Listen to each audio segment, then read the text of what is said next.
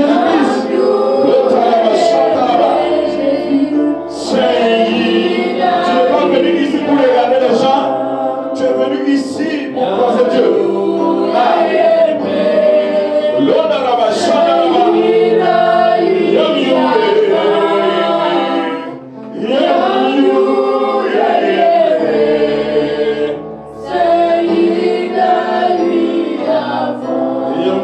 Asseyez-vous dans la présence de Dieu.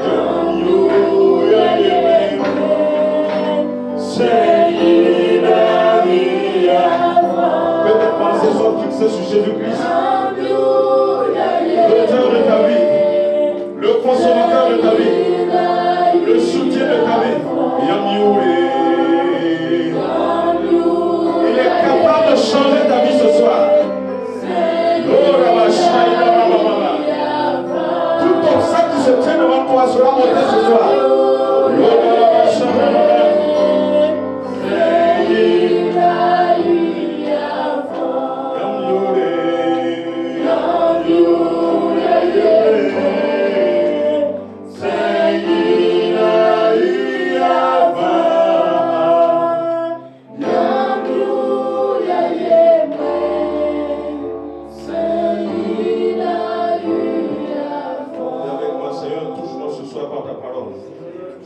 Je veux entendre ta voix ce soir, en le nom de Jésus.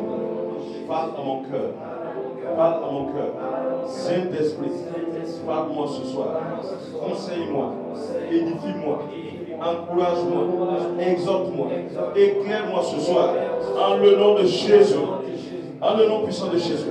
Acclamez pour le Seigneur. Acclamez pour le Seigneur, le roi de roi.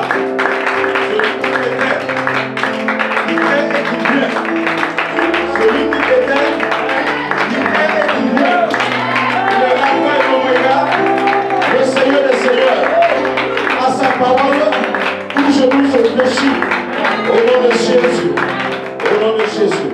Que le Seigneur vous bénisse abondamment. Merci d'être là. Le Seigneur t'a attiré là pour te parler, pour t'encourager.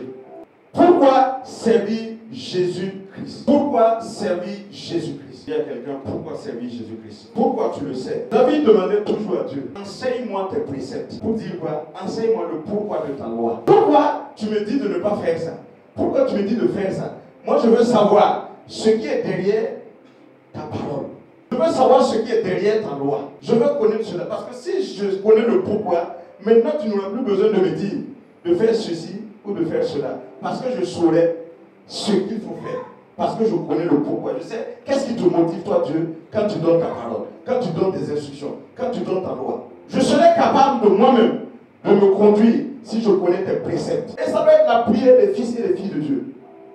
Tu dois toujours demander à Dieu pourquoi tu me dis de ne pas faire. Parce que si tu me dis de ne pas voler, si tu me dis de ne pas pécher, il y a une raison. Si Dieu te dit de ne pas voler, si te dit de ne pas pécher, il y a une raison. Ça, c'est le précepte. S'il te donne une instruction, il y a une raison. Et David, lui qui n'avait pas encore reçu le Saint-Esprit, la plénitude du Saint-Esprit, va dire à Dieu, commence à m'enseigner pourquoi tu me dis de ne pas faire certaines choses. Notre pourquoi est rattaché au service du Seigneur Jésus-Christ. Quand tu vas comprendre le pourquoi, tu vas comprendre pourquoi tu dois servir le Seigneur Jésus-Christ, tu n'as plus besoin qu'on vienne te dire de le servir. Parce que tu as une raison valable, bien de Dieu. Et tu es convaincu que tu dois servir le Seigneur Jésus-Christ.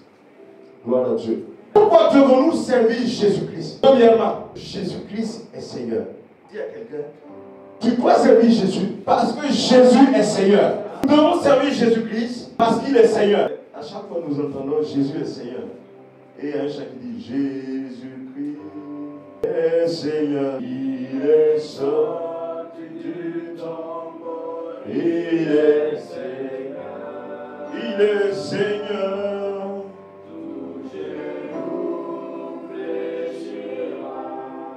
Toute langue confessera que Jésus est Seigneur. Nous devons servir Jésus parce qu'il est Seigneur. Mais est-ce que quand on chante le chant, on le comprend? Le texte de la chanson dit que Jésus-Christ est Seigneur. Il est sorti du tombeau. Il a vaincu la mort. Il est Seigneur. Et dit, pour genou fléchira, toute main confessera que Jésus est Seigneur. Pourquoi tu dois servir Jésus? Parce qu'il est Seigneur. Ce n'est même pas Seigneur simplement, il est le Seigneur des Seigneurs. Il est au-dessus de tous les seigneurs. Gloire à Dieu. Dites amen bien. Qu'est-ce qu'un seigneur? Un seigneur, c'est celui qui a le droit, un état, une terre, une personne, une chose. Il a le pouvoir de contrôler une personne, une terre, un territoire, une chose. C'est ça un seigneur. On dit Jésus est Seigneur. Ça veut dire qu'il a tout pouvoir sur cette terre et dans les cieux. Dites amen bien.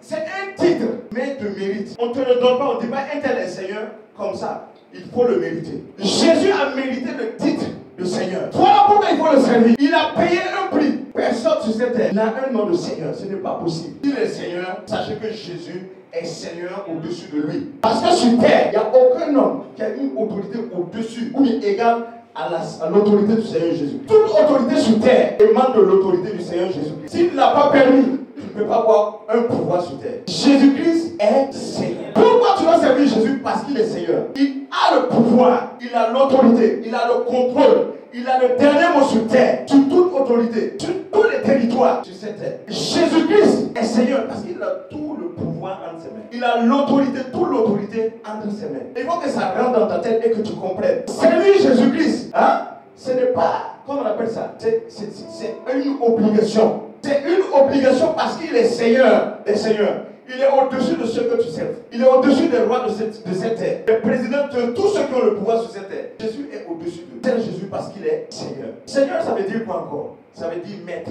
Ça veut dire puissant. Tout puissant. 1 Corinthiens 8:6 dit ceci. Néanmoins, pour nous, il n'y a qu'un seul Dieu, Père.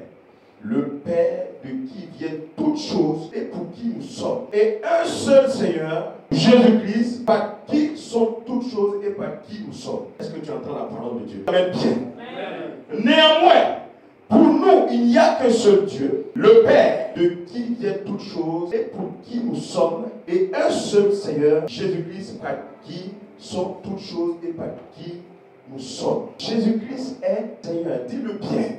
Nous devons servir Jésus parce qu'il est Seigneur. Il est Seigneur pourquoi? 1 Corinthiens nous le dit. Toute chose existe par lui. C'est en lui que toute chose a été créée. La Bible dit qu'au commencement était la parole. La parole était. Et la parole était.